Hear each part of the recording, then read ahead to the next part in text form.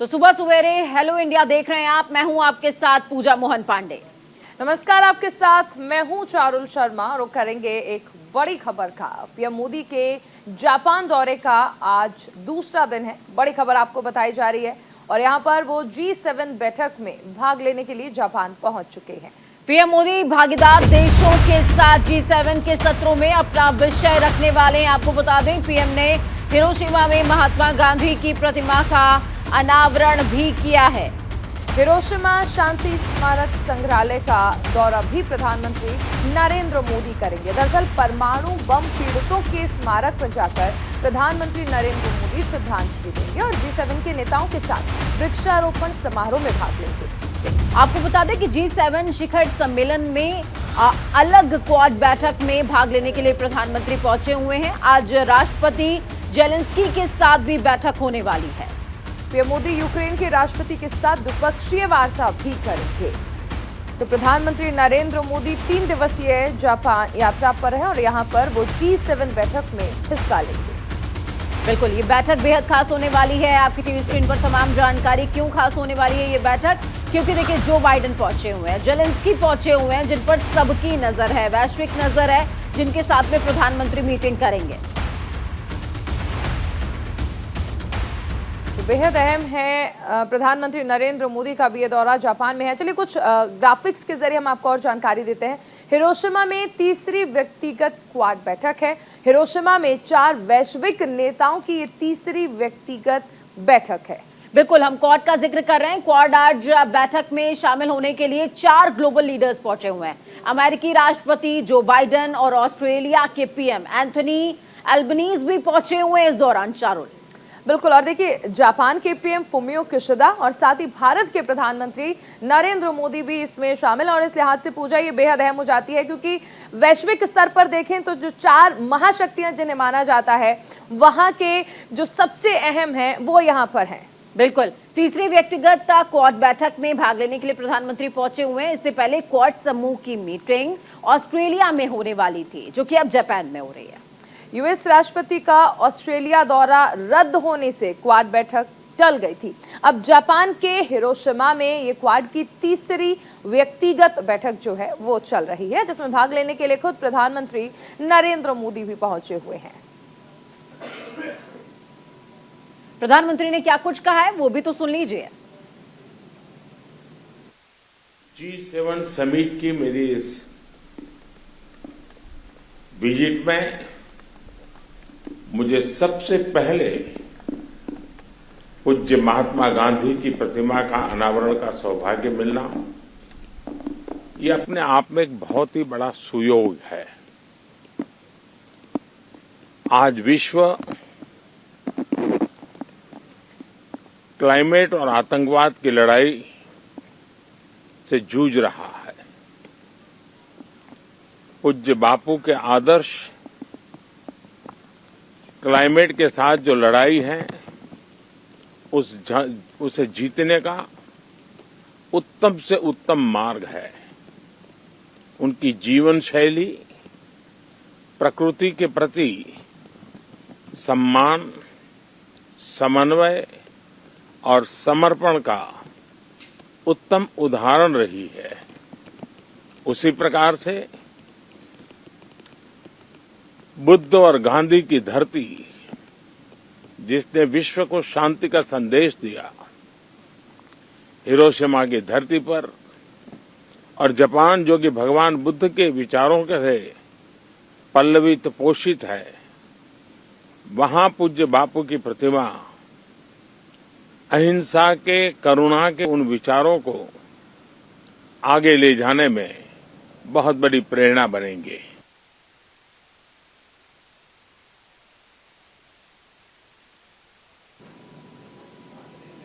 इस बीच आपको बड़ी खबर है, हम जानकारी दे रहे हैं। आरबीआई ने 2000 रुपए के नोट वापस ले लिए हैं। क्लीन नोट पॉलिसी के तहत ये बड़ा फैसला लिया गया है। बिल्कुल, देखिए, नोट 30 सितंबर तक बैंक में आप जमा कर सकते हैं। 23 मई से शुरू होगी नोट वापसी की प्रक्रिया। नोटबंदी के बाद नोट वापसी का फैसला पहली बार आया है। देश में लगभग 31 लाख करोड़ की करेंसी सर्कुलेशन में इस समय मौजूद है। बिल्कुल 2000 के नोट की कुल 3.13 लाख करोड़ रुपए की करेंसी है और आरबीआई ने 2000 के नोट 2018 के बाद छापने बंद कर दिए थे, जिसके बाद देर रात इस बात की जानकारी दी गई कि आरबीआई ने 2000 के नोट वापस लेने का फैसला किया है। तो अगर आपके पास है 2000 का नोट तो घबराने की जरूरत नहीं है, क्योंकि आरबीआई ने पॉलिसी जरूर इंट्रोड्यूस कर दी है, लेकिन अभी आपको पूरा समय दिया जाएगा कि अगर आपके पास नोट मौजूद है तो आप बैंक में सबमिट उसे करा सकते हैं। बिल्कुल 2000 रुपए के नोट वापस करने का फैसला लिया गया आरबीआई की ओर से, क्योंकि इस वक्त आपको बता दें 31 लाख करोड़ की जो करेंसी है वो सर्कुलेशन में है। 2000 के नोट की कुल 3,13,000 करोड़ रुपए की करेंसी है, जिसे फिलहाल रोक दिया गया है और आरबीआई ने नोट वापस करने की बात कही है। बिल्कुल, और जिस तरीके से चारुल पिछली बार जब नोटबंदी का जिक्र हुआ था और पैसे वापस आए थे 500 और 1000 के, उस दौरान सबसे बड़ी बात थी कि नोट जितनी करेंसी थी मार्केट में उतनी एग्जैक्टली वापस नहीं आ पाई थी, या यूं कहें कि जितनी ज्यादा करेंसी थी उससे ज्यादा पैसे वापस आ गए थे। इस बार भी नजर रहने वाली है कि आरबीआई की इस पॉलिसी के बाद क्या कुछ खास देखने को मिलेगा। और बिल्कुल देखिए एक वजह इसकी ये भी मानी जा रही है कि 2024 में चुनाव भी होना है, उससे पहले भी ये एक बड़ा फैसला है आरबीआई का। यानी जो अक्सर कहा जाता है कि जो लोग पैसा स्टॉक करके रखते हैं, ब्लैक मनी जिसे कहा जाता है, उस पर एक बड़ा शिकंजा आरबीआई ने कसा है। बिल्कुल 2018 के बाद 2000 के नोट छापने बंद कर दिए थे आरबीआई ने, जिसके बाद ये फैसला बेहद खास और अहम माना जा रहा है। बिल्कुल 2000 के नोट की कुल फिलहाल अगर हम बात कर ले तो 3,13,000 करोड़ की जो करेंसी है वो सर्कुलेशन में है। अब 2000 के नोट वापस करने होंगे। हालांकि देखिए पूजा, जब हमने पिछली बार देखा था नोटबंदी का फैसला लिया गया था, उसके बाद ऑलमोस्ट हर कोई डिजिटल पेमेंट की तरफ बढ़ गया था, इसलिए इस बार ये फैसला शायद बहुत ज्यादा लोगों को प्रभाव ना डाले, क्योंकि अब लोगों ने कैश कम रखना शुरू कर दिया है। बिल्कुल।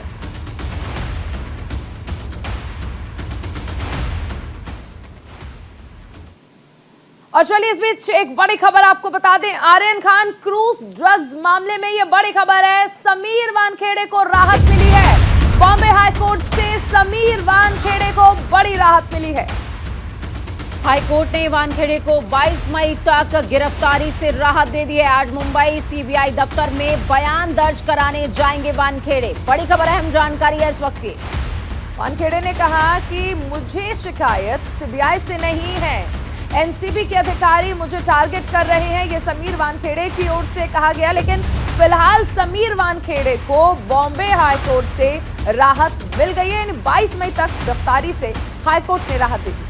बिल्कुल, आज मुंबई सीबीआई दफ्तर में बयान दर्ज कराने के लिए वानखेड़े पहुंचेंगे। सबसे बड़ी बात यह कि आर्यन खान का जो क्रूज मामला है वो लगातार सुर्खियों में इस दौरान बना रहा है।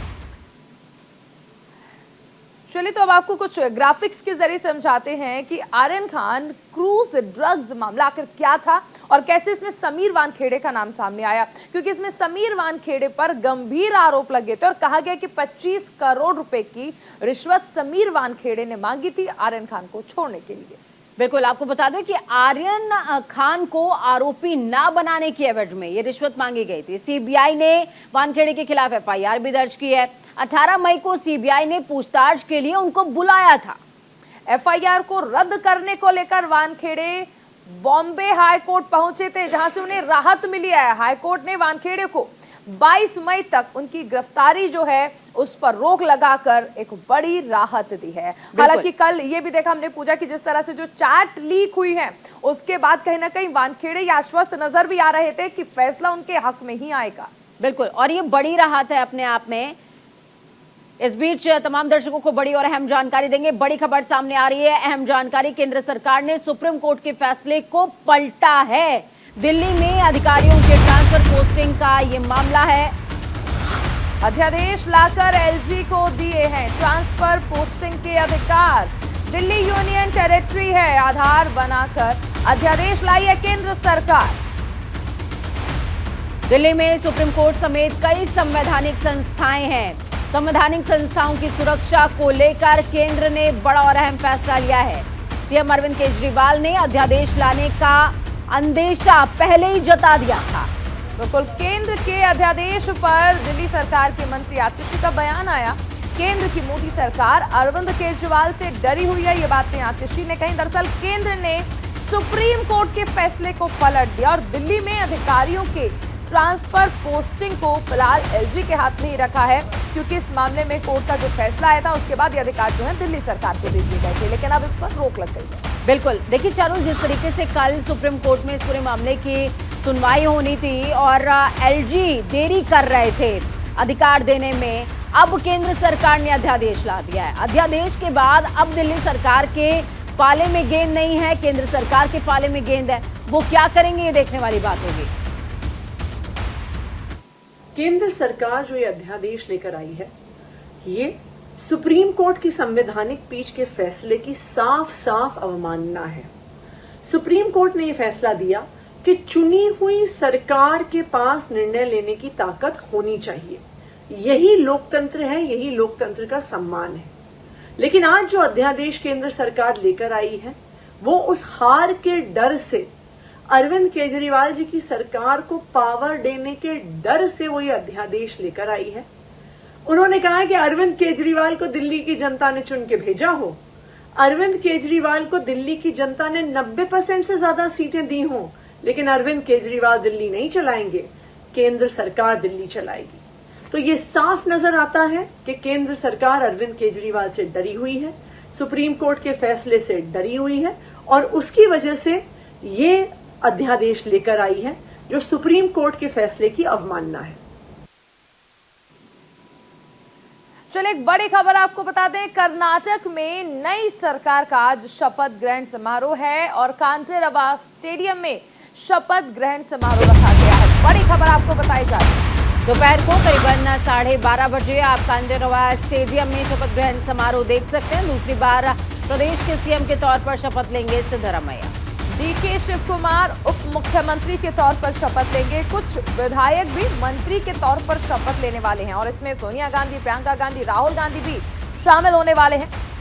बिल्कुल, यानी कि आप पूरा लाभ लश्कर देखेंगे शपथ ग्रहण समारोह में। और सबसे बड़ी बात चारुल यहाँ पर ये देखिए, सिद्धरामैया 2013 के बाद पहले ऐसे मुख्यमंत्री, उस दौरान भी जिस दौरान वो मुख्यमंत्री रहे, वो पहले ऐसे मुख्यमंत्री थे, तीसरे मुख्यमंत्री जिन्होंने अपना 5 साल का कार्यकाल पूरा किया था। यही वजह है कि सिद्धरामैया की जो कह सकते हैं ख्याति है वो कर्नाटका में देखने को मिली। अब दोबारा से उन्हें मौका मिला है मुख्यमंत्री बनने का। बिल्कुल, और शपथ ग्रहण समारोह में हिमाचल के मुख्यमंत्री सुखविंदर सिंह सुक्खू भी शामिल होंगे। समारोह में दरअसल कई विपक्षी नेता भी शामिल होंगे। CM Mamata Banerjee, MK Stalin, Nitish Kumar भी इसमें शामिल होने वाले हैं। राष्ट्रवादी कांग्रेस की अगर बात की जाए, पार्टी के प्रमुख शरद पवार शपथ ग्रहण समारोह में नजर आने वाले हैं। इसके साथ ही कई अन्य लोगों को भी शपथ ग्रहण समारोह में आप देखेंगे। थर्ड फ्रंट की जो बात चल रही थी वो अब विपक्ष के तौर पर मंच पर नजर आ सकती है। बिल्कुल, आज कर्नाटक में नई सरकार का शपथ ग्रहण समारोह है। सिद्धरामैया दूसरी बार कर्नाटक के सीएम की शपथ लेंगे।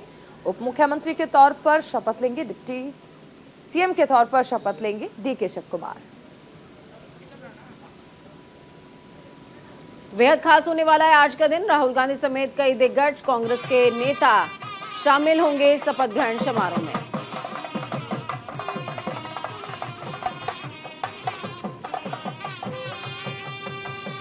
साथ में आप अपनी टीवी स्क्रीन पर देखिए, तैयारियां चल रही हैं और तैयारियों में आप सुरक्षा व्यवस्था देख पाएंगे, लोगों में उत्साह देख पाएंगे। साथ में आप की ग्राफिक्स देख पाएंगे साइड में कि संभावित मंत्रियों की लिस्ट हम आपको बता रहे हैं। जी परमेश्वर हो सकते हैं संभावित मंत्री।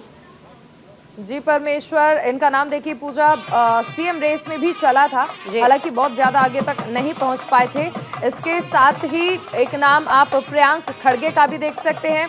कांग्रेस अध्यक्ष मल्लिकार्जुन खड़गे के बेटे हैं ये। लक्ष्मण सावदी वो चेहरा जो भारतीय जनता पार्टी में थे, लिंगायत में बड़ी पैठ रखते हैं, लेकिन टिकट न मिलने से नाराज होकर ये चले गए थे कांग्रेस में। अब इन्हें भी मंत्री बनाया जा सकता है। संभावित लिस्ट है ये। लक्ष्मी हिम्बलकर भी संभावित मंत्रियों की सूची में शामिल है। और सबसे बड़ी बात चारुल यहाँ पर यह कि कहा जा रहा है कि लगभग 28 ऐसे मंत्री हैं जो आज शपथ ले सकते हैं मुख्यमंत्री और उप मुख्यमंत्री के साथ में। बिल्कुल, आज कर्नाटक में नई सरकार का शपथ ग्रहण समारोह है। संभावित चेहरे जो हैं सिद्धरमैया के कैबिनेट के, वो हम आपको बता रहे हैं। आज शपथ लेंगे खुद सिद्धरमैया और प्रदेश में मुख्यमंत्री की कमान उसके बाद वो संभालेंगे। कर्नाटक में कांग्रेस ने कई सारे क्षेत्रीय मुद्दे उठाए थे जिसका फायदा उसे चुनाव में मिला, सरकार बनी। और इसके साथ ही कर्नाटक उन राज्यों में भी शुमार है जहां पर हर 5 साल में सरकार बदल जाती है और इस वजह से भी पूछा। देखिए, कांग्रेस और आश्वस्त थी कि यहां पर जीत मिल सकती है क्योंकि इसी ट्रेंड को हिमाचल में भी उन्होंने बरकरार रखा था। हालांकि उत्तराखंड में, उत्तर प्रदेश में वो उसे नहीं तोड़ पाए थे। बिल्कुल। और सबसे बड़ी बात चारुल इस दौरान ये देखने को मिली कि जिस तरीके से बीजेपी ने भी इस बात को स्वीकार किया है कि कांग्रेस ने तैयारियां पहले से शुरू कर दी थी।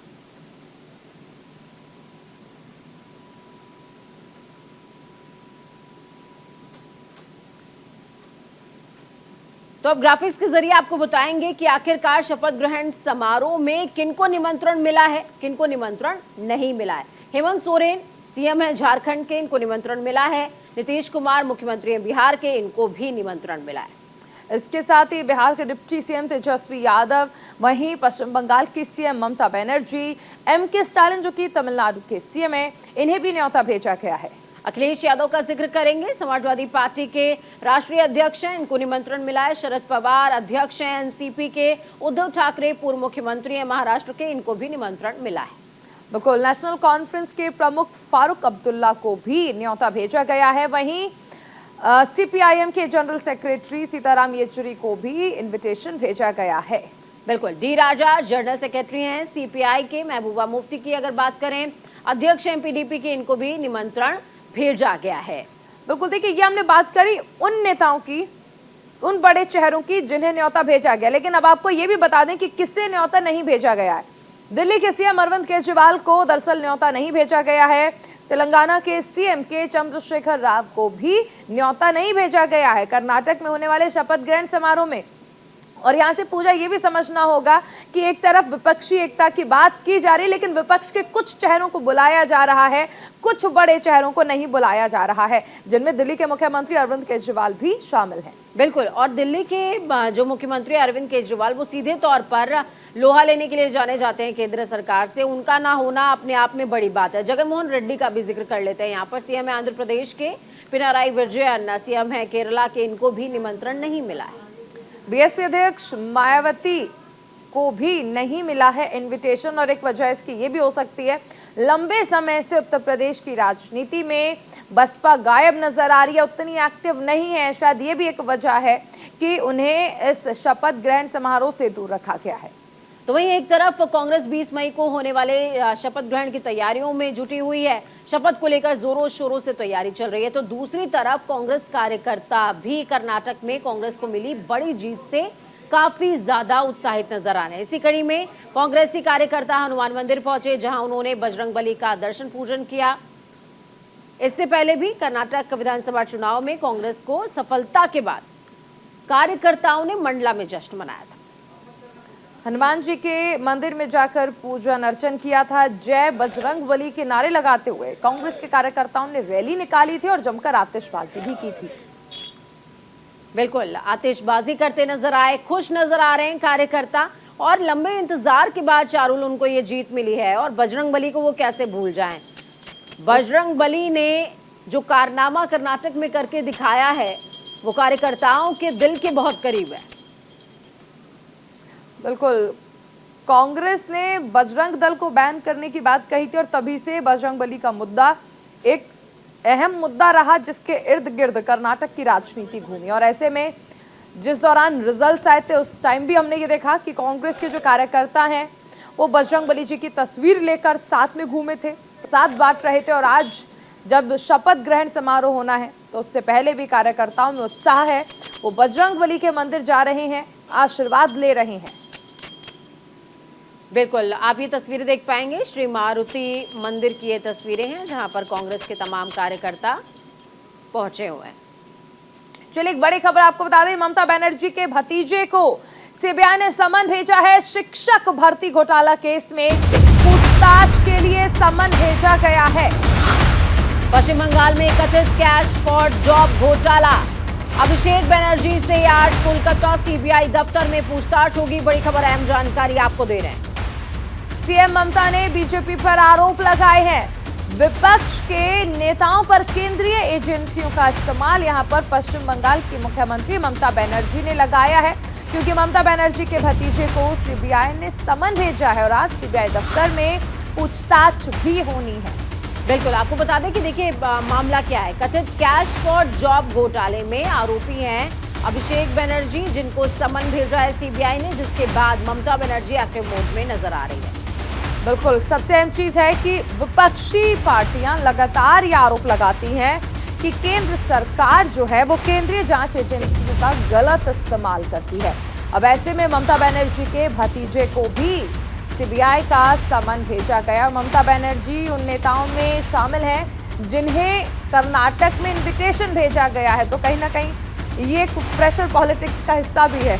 बिल्कुल, प्रेशर पॉलिटिक्स का हिस्सा। और जिस तरीके से ममता बनर्जी हो या फिर अन्य मुख्यमंत्री अपने ही राज्यों में घिरे हुए थोड़े से नजर आते हैं और आरोप भी लगाते हैं कि केंद्र सरकार अपनी शक्तियों का दुरुपयोग कर रही है।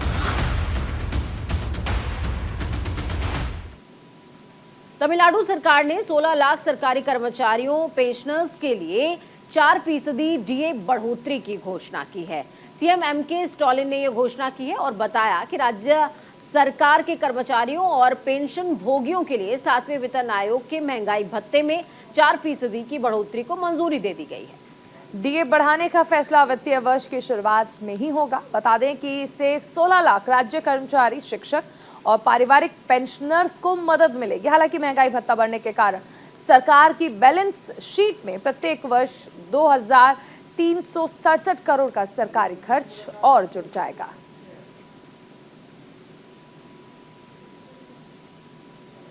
कर्मचारियों का डीए 4% बढ़ा है और सरकार के लिए जरूर खर्चे की बात है, लेकिन हाँ, कर्मचारी खुश नजर आएंगे।